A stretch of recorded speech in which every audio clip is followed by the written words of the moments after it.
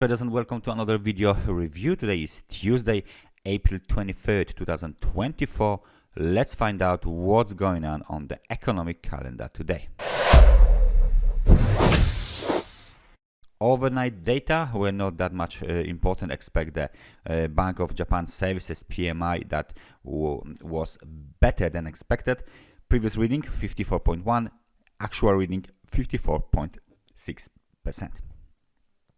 We are waiting for the manufacturing PMI data from France, from Germany, and the Germany manufacturing PMI data and services PMI data are the key data for today. They are scheduled for release at 9:30.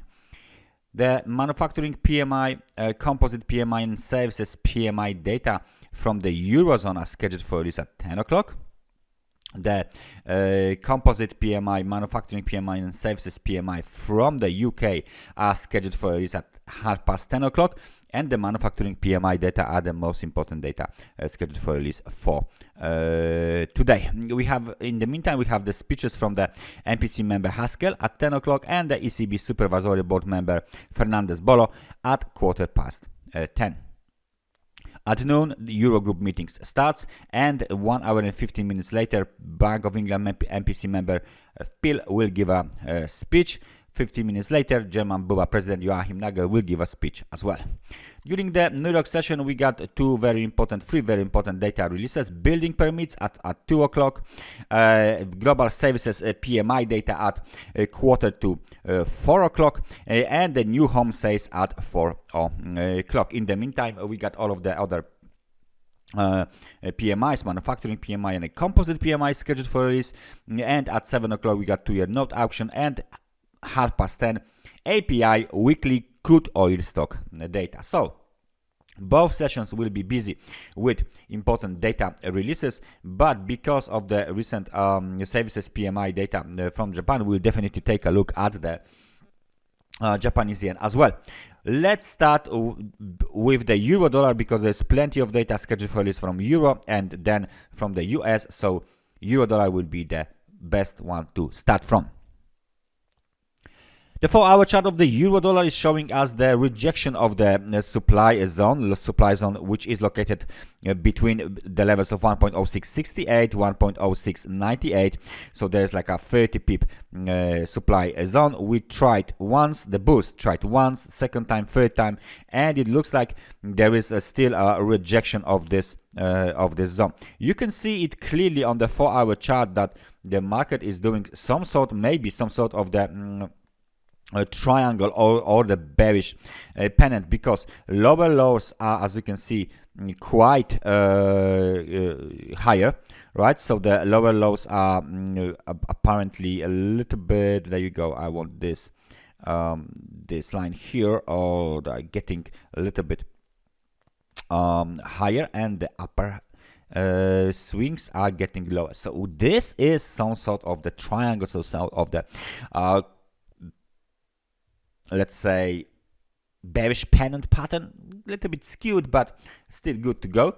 And that actually means that maybe the market participants are waiting the data releases to trigger the down move, and the down move in that situation would be towards this level here, which is 1.0523. So this movement to the downside, let me just put it in the red arrow. There you go, big red arrow will show you guys that might be the scenario here for the euro dollar, because the bulls are too weak to jump above this supply zone, and it looks like with the hovering momentum around the level of neutral, the market is still under the control of the bears. That was the euro dollar. Let's find out what the British pound is doing because of the data. All right, so downtrend continues. Just recently we got this swing low below the key supply zone. It used to be the demand zone, now it's supply zone. 1.2374 is the technical resistance. We might even see one more level which would act like the technical resistance. Let me just grab one line from 500 pips above, so we don't need it for now. and this is the next line, let's say somewhere here. So we got this kind of a very narrow zone for the resistance, and the market is already moving lower towards 1.2289, but the extremely oversold market conditions had been solved, so we got the bounce. Nevertheless, we are still being let's say we are still being capped. I mean, the bulls are being capped below 50 periods moving average, below this very narrow supply zone, and that's why the outlook for the British pound is still back to the downside. So it should move lower.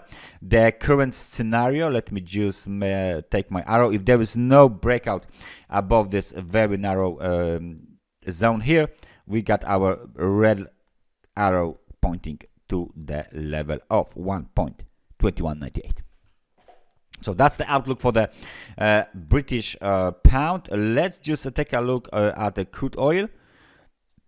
And the crude oil is behaving just like we thought. But so it reversed lower, but the swing back up was a little bit bigger than we expected. Nevertheless, the market is moving lower. The market is definitely moving lower, at least for the meantime. So we got this blue trend line, all right? So this is something like this, all right? Now, big pin bar to the upside. Let me just make it a little bit bigger. There you go. A big pin bar to the upside, and bearish engulfing pattern-ish with the pin bar-ish structure. Bearish, very, very bearish. Extension to the downside, test of the technical support, extension to the downside towards 80.87, test of the technical support, and bounce back up. Now we got on the 4-hour chart cross of 50 and 100 periods moving average. We are trading below 150 period moving average, and this level here, 82.44, will now act as the technical resistance. So the outlook remains bearish, and we are testing the key demand zone. This demand zone is located between 80.37, 80.83, so it's kind of a 45 pip zone. If we break below this zone, then the next target would be somewhere around 78.70. So bearish pressure on the crude oil after A, B, C to the upside, and down we go. We should see lower prices soon. Because we talk about the building situation in the US, let's just take a look at the S&P 500. Okay, from the we are 6% down from the all-time high. So the recent lower low was made at basically 5,000 points.